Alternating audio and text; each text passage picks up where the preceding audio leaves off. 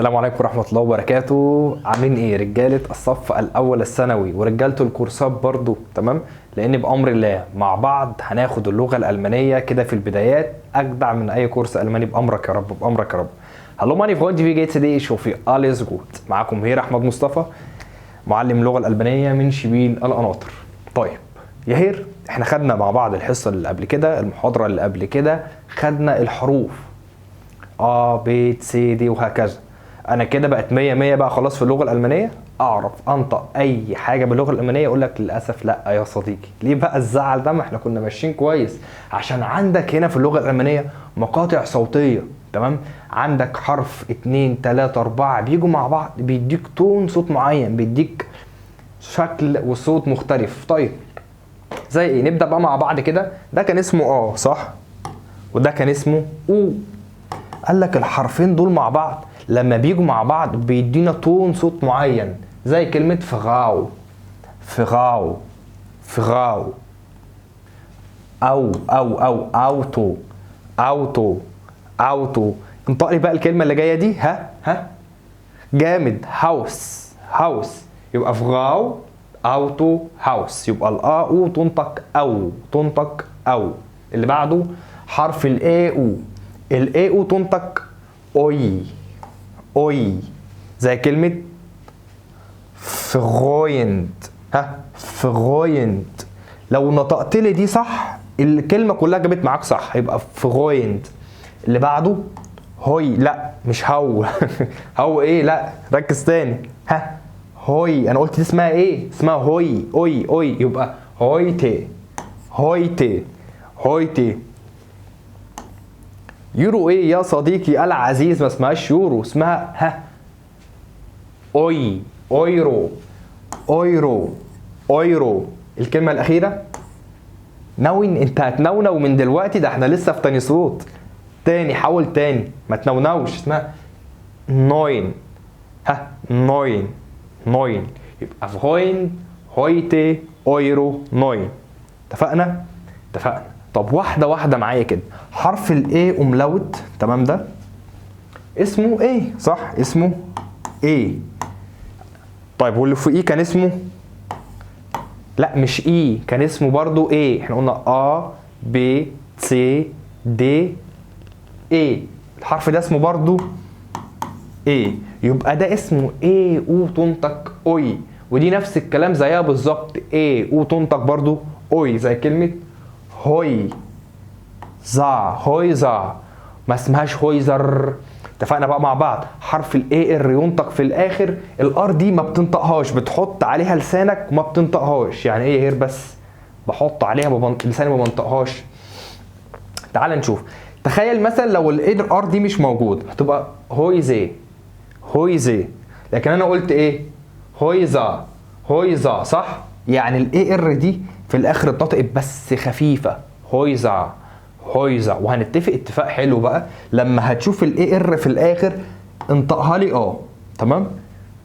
مش هتسمع الكلام ده كتير خالص. يعني الاي ار في الاخر هتنطقها زي كلمه هويزا هويزا هويزا. طب اللي بعده كوي.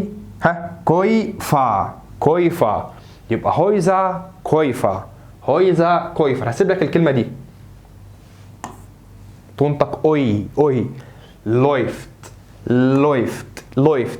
جبتها ب 80% صح، عشان انا سامعك، عشان انا سامعك. اسمها لويفت مش لوفت، اسمها ايه؟ لويفت. يبقى هويزا كويفا لويفت. اللي بعده بص بقى، هنتفق اتفاق في رقم 4 واللي بعديها 5 و6 هننطقهم انجليزي مع بعض لتسهيل الدنيا كده مع بعض. لان لو انا قعدت قلت لك ان دي ودي اي ودي ايه ودي اي ودي اي ودي ايه هتتلخبط معايا وانا عارف. تمام؟ طيب هنتفق اتفاق 4 5 6 اللي انا عاملهم باللون الاصفر دول انجليزي مع بعض. هنتفق بقى الاي والاي لما هيجوا مع بعض هنطقها اي بالانجليزي.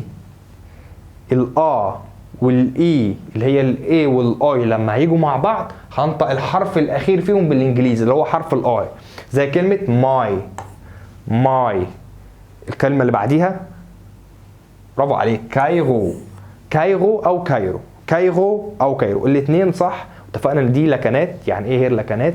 لكنة يعني وليكن مثلا عندنا في مصر عندنا اسكندرية، القاهرة، الشرقية، الصعيد. القاهرة بنقول ايوه، صح؟ ايوه، حلو. طب والصعايدة بيقولوا ايه؟ بيقولوا به. نعم، والله بيقولوها به. طيب الاسكندرانية ايوه، ايوه، تمام. والشرقوة مثلا، بس مش كلهم، بعضهم مثلا يقول لك ايه. يبقى انت عندك ايوه، به، ايه، ايوه. ده كل حد فينا بينطق غلط؟ لا، كله بينطق صح، بس كل واحد ليه طريقته في الكلام، صح؟ انا طلعت اتربيت على كده. نفس الكلام في ناس عندهم في المانيا، في الالمان بينطقوها اغ وفي بينطقوها ار. بس انا اقول لك يا صديقي العزيز، لما تلاقي حرف الار ده وراه حرف متحرك اللي هو الاو، الاو، الاي، الاي، هتنطقها اغ. هتنطقها ايه؟ اغ. كايغو، كايغو. طيب رقم 5، حرف الاي والاي الاتنين لما هيجوا مع بعض هنطق الحرف الاخير فيهم بالايه؟ بالانجليزي. اي، زي كلمة اينس، زواي، فغاي، دغاي، دغاي.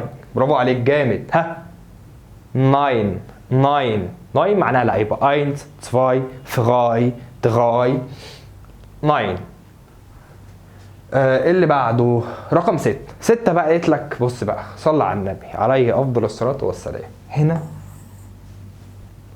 اتضايقت، الحرف ده زعل، شال في نفسه. طب ليه يا عم الاي شلت في نفسك؟ اللي هو اسمه الاي بالالماني، ليه يا اي شلت في نفسك؟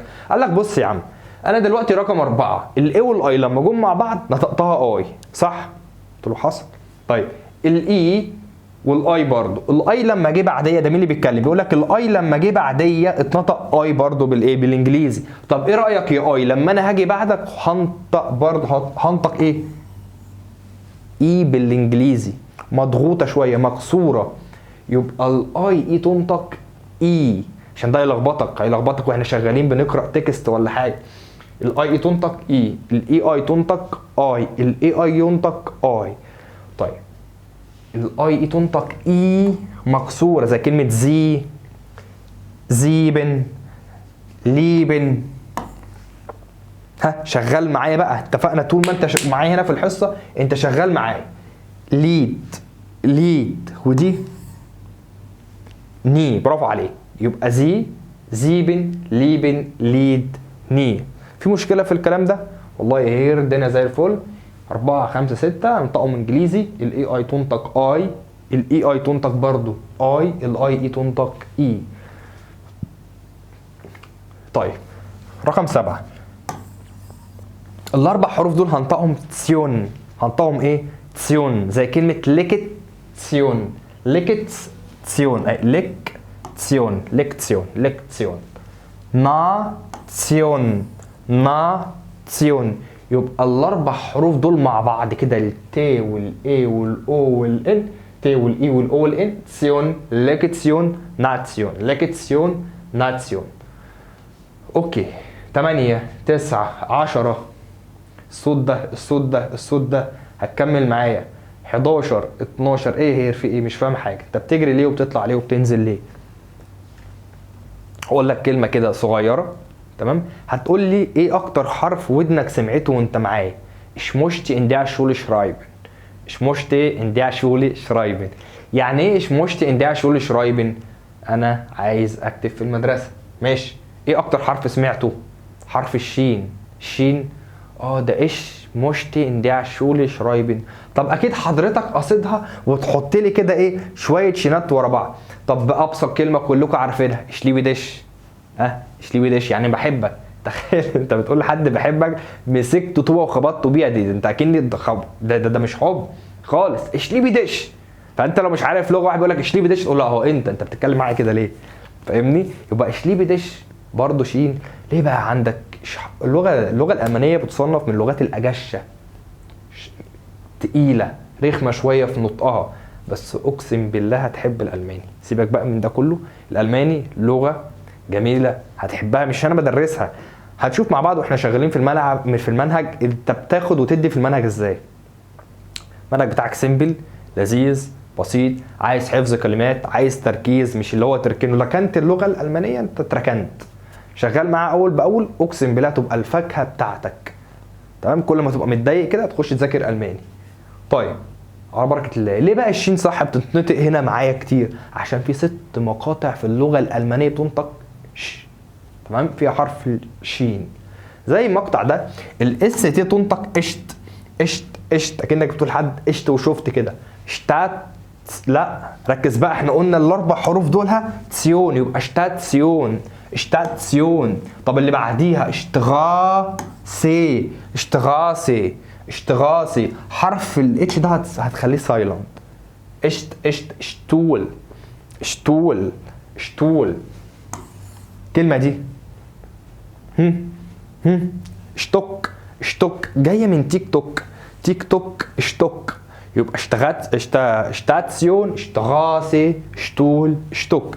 الحرف اللي بعده الاس بي، الاس بي تنطق اشب اشب اشب، زي كلمه شبيلين. خلي بالك في مقطعين، ادي المقطع الاولاني وادي المقطع الثاني. يلا يا صديقي، شبيلين اللي جايه شبورت شبورت، انطقها لي دي وخلي بالك هتغلط، انا بحذرك. حرف ده بينطق ايه مش بينطق ايه ها يلا. شبيت شبيت، يبقى شبيلين شبورت شبيت شبيلين شبورت شبيت، يبقى الاس بتنطق اشب اشب والاس تنطق اشت اشت. يلا بينا. الحرف ده الاي جه في الاخر هتنطقه اش او اج، كده صح وكده صح. زي كلمة فيشتش او فيشتج، لوستش او لوستج، رشتش او رشتج. يا هرت بنطقه ايه؟ ريح دماغك وانطقه شين، ريح دماغك وانطقه شين. نطقته اج صح، ايش صح. طب انا بقول لك ريح دماغك، اكمن انت مقابل شين كتير اصلا، فلسانك واخد على نطق الشين في اللغه الالمانيه، يبقى فيشتش لوستش لوستج او رشتش عادي بقى ايش او اج. اوكي، الحرف ده عايز شغل بقى. اللي فات كان جميل تمام، اللي فات هيلخبطك في حاجتين، حرف الآ والأو والإيه والأو، اللي هو الأمثلة كانت جاية عليها فغاو، تمام، فغاو أوتو هاوس، تمام، الذاكرة شغالة. وحرف الإيه أو زي كلمة فغوين هويتي أويرو، تمام. الحرفين دول اطلع بص عليهم مرة واتنين، بنقابلهم كتير وبتغلطوا فيهم كتير. طيب على بركة الله بقى، الصوت رقم 11. يهر الصوت ده عامل كده ليه وشكله عامل كده ليه؟ لو قابلت في اللغة الألمانية في كلمة السيها، السيها اللي هو السي اتش، السي اتش ساعات بتنطقوا شين وساعات بتنطقوا خ، وده اللي مزعل ناس كتير قوي بيتعلموا ألماني اونلاين. مثلا في ناس تاخد اونلاين فهي مش فاهمة طب امتى شين وامتى خاء. اونلاين مش على منصه او مع حد، هم بيذاكروا سيلف ستادي مع نفسهم دارسين اللغه الالمانيه، فيجي حد يقول لي انتوا بتنطقوا شين وخاء بمزاجكم ولا ايه؟ لا، هو طبعا في اللغه الالمانيه مفيش حاجه كده، كل حرف خارج عارف هو رايح فين، والالمان طبعا معروفين بالنظام جدا والترتيب، فاكيد مش هيجوا في الكلام متلخبطوا مثلا او يحطوا لك اي حاجه ويسيبوها لك، لازم كل حاجه ليها علم. طيب اللي تسيها امتى تنطق خ؟ قال لك السي اتش دي بنطقها خ لو سبقها حرف الاو والا والاو والا او، يبقى الا او او او مع السي ها هنطقها خ. سي اتش سبق حرف الاي والاو واليو تنطق خ، بالانجليزي هو بقى اي واو يو خ. زي كلمه بوخ، زي كلمه ناخ، زي كلمه جدع وبرافو عليك والله اخت اخت اخت. الكلمه الاخيره خلي بالك فيها مقطعين، ادي المقطع الاولاني اللي بنطقه ايه او، وده خ، يبقى ايه اوخ اوخ. طب يا امتى تنطق شين؟ اللي تسيها نطقتها مره خ سبقها حرف الا حرف الاو حرف الاو. طب امتى تنطق خ؟ لو سبقها اي حرف خلقه ربنا في اللغه الالمانيه هتنطق شين خفيفه. يعني ايه شين خفيفه؟ هو في شين تقيله وفي شين خفيفه. بص عندنا كمصريين بننطق الشين تقيله، عارف انت، انا ما بتريقش طبعا، الناس اللدغه حبايبنا في حرف الشين كده بتطلعوا فيه هوا، زي كلمه ملش. ما قلتش ملش. شايف نطقي للكلمه بقي ما ما عملش كده، لا ملش. شفايفي اتفتحت شويه وفي هوا طلع ما بين الفك الاول والتاني. ملش ملش. ايش ها. طبعا قاعدين ورا الكاميرا بتضحكوا بتقولوا ايه اللغه دي والراجل ده بيعمل كده ليه؟ في غش. اقسم بالله اللغه انا بديها لك ككورس عندك في الثانوي العام، في اولى ثانوي او اولى اعدادي، او اي حد بيتعلم دارس لغه، تمام؟ انا بديها لك ككورس. مش جاي انا ممكن في الثانويه العامه هديك بتاع 7 8 مقاطع صوتيه واقول لك دول اللي انت هتحتاجهم وتعيش عليهم، بس انا بحب احببك في الحاجه تاخدها تبقى ملم بيها، تمام؟ وغرضي معاك اللي انت تحب الالماني. انا مادام وصلت معاك لنقطه حبيت اللغه الالمانيه، خلاص بقى انا هسيبك وانت هتكمل، انت هتعيش. فاللغه الالمانيه لغه لذيذه، ودي اول محاضراتنا فيها، وان شاء الله مكملين مع بعض. المناهج بقى بتاعتكم كلها هتنزل ان شاء الله على اليوتيوب. يلا بينا. يبقى توشتا. ما قلتش توشتر، لا توشتا. خليك خفيف ولذيذ كده. بوشا. ما قلتش بوشا، لا ثواني اهي. انت لسه قايلني حرف السي اتش جه او تنطخ. لما هنا جه قبليه حرف الاو املاوت او الاو املاوت نطقته شين. ركز معايا، ما تطخنش دماغك معايا. الله يبارك لك. الحروف دي حروف ودي حروف. يعني ايه هي؟ يعني احنا اتفقنا من اول ما خدنا ده حرف وده حرف. اديتك مثال بقى لو تفتكر، زي كلمة شون مثلا دي وشون دي، قلت لك دي معناها فعلا ودي معناها جميل. يعني النقطتين يهير دول غيروا في المعنى، لا مش في المعنى بس وفي النطق كمان، زي كده بالظبط غير معاك في النطق.